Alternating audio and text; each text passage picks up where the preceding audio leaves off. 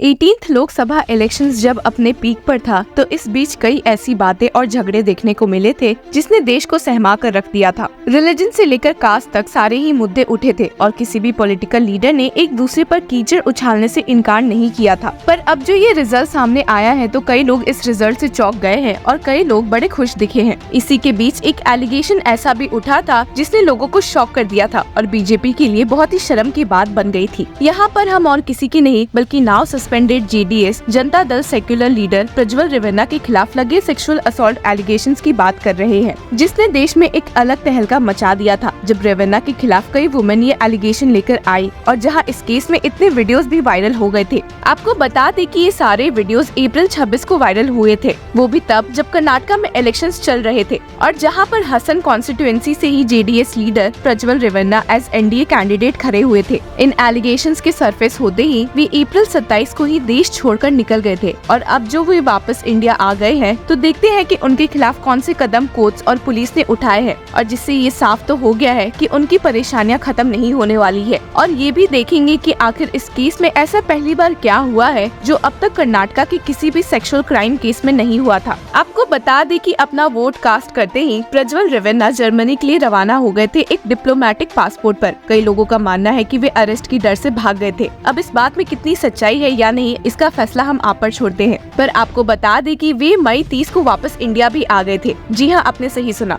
हालांकि उनके वापस आते ही उन्हें एयरपोर्ट से ही डायरेक्ट अरेस्ट कर लिया गया था, जिससे केस में एक बहुत ही बड़ा ट्विस्ट आ गया। इस पूरे सेक्सुअल एलिगेशन की जांच एक स्पेशल इन्वेस्टिगेटिंग टीम कर रही है उस लेटर के बेसिस पर जो कि Karnataka state commission for women chief द्वारा स्टेट गवर्नमेंट को लिखा गया था इस केस में एक एक्शन लेने की मांग करते हुए। जहां एक और इस केस में प्रज्वल रेवन्ना की मुसीबतें खत्म नहीं हो रही है, वहीं आपको बता दें कि इस इलेक्शन के रिजल्ट के बाद पता चला है कि वे हसन कॉन्स्टिट्यूएंसी में हार चुके हैं। जी हां, आपने सही सुना। कांग्रेस कैंडिडेट श्रेयस एम पटेल इस एरिया के विनर है और ये सेटबैक एनडीए और जेडीएस दोनों को काफी भारी पड़ा है। अरेस्ट होने के ठीक बाद रेवन्ना को एक कोर्ट के सामने पेश किया गया था, जिन्होंने रेवन्ना को पुलिस कस्टडी के लिए 6 जून तक सौंप दिया था और जिसे अब बढ़ाकर 10 जून बीते दिन ही कोर्ट ने किया है। इंट्रोगेशन के अलावा प्रज्वल रेवन्ना को मेडिकल पैनल की भी जांच का सामना करना पड़ा है। अब आप सोच भी रहे होंगे कि इस मामले में प्रज्वल रेवन्ना का मेडिकल टेस्ट क्यों हो रहा है, कंसिडरिंग कि जो भी सारे एलिगेशंस उनके खिलाफ लगे हैं वो बहुत पुराने हैं और इस मामले में सिर्फ वीडियो एविडेंस ही बचे हैं। तो आपको बता दें कि यहाँ पर एक पोटेंसी टेस्ट नहीं होकर बस physical, psychological and sexual profile of the accused की जांच हो रही है, which can be used as evidence in the rape trials against Revanna. Police sources ने कहा है कि the potency test is not required in rape cases. This is a new analysis that can help the investigation. ये जांच करने के लिए special investigating team ने एक स्पेशल कोर्ट से इस मामले में ऑर्डर्स मांगे हैं under section 53A of the criminal procedure code इस मेडिकल पैनल के लिए जो कि जांच करने वाली है।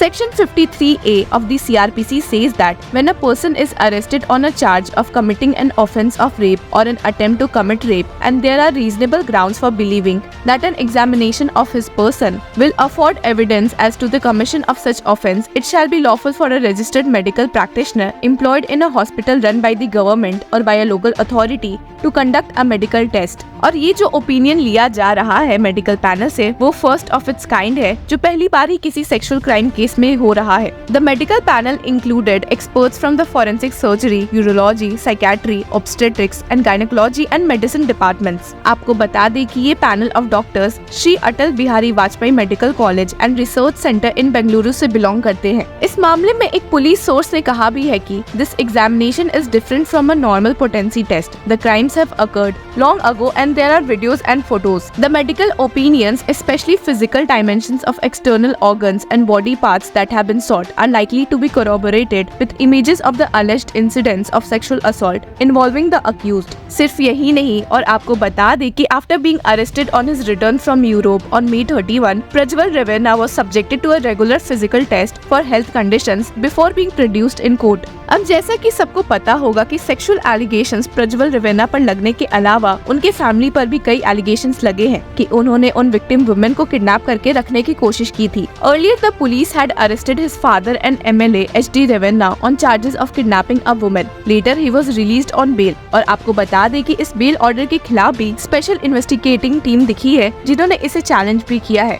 और हाईकोर्ट में ये मामला अभी भी पेंडिंग है। वहीं आप सुनकर हैरान भी हो जाएंगे कि इस केस में Prajwal's mother Bhavani Revanna is also absconding in the same kidnapping case. हालांकि आपको बता दें कि Karnataka high court grants anticipatory bail to mother of Prajwal Revanna Bhavani Revanna in case filed against her subject to conditions to ensure her cooperation with probe not enter Hassan district और KR Nagar Mysore. Warrant of arrest by ACMM state. और जैसा कि हमने कहा था कि Bengaluru court ने इस मामले में प्रज्वल रेवेना को 6 जून तक पुलिस कस्टडी में सौंपे रहने के ऑर्डर्स दिए थे, वहीं उन्होंने अभी बीते दिन ही इसे एक्सटेंड कर दिया था जब SIT ने इस मामले में और दिन की कस्टडी की मांग की। The 42nd additional city civil and sessions जज pass the order on the remand application filed by the SIT which is probing the case. Special public prosecutor Ashok Nayak sought 4 days more custody. The court accordingly allowed the application। और इस मामले में कई समय तक अपनी चुप्पी रखने के बाद PM नरेंद्र मोदी ने कहा था कि as far as Modi is concerned, as far as BJP is concerned, as far as our constitution is concerned, I am of the clear view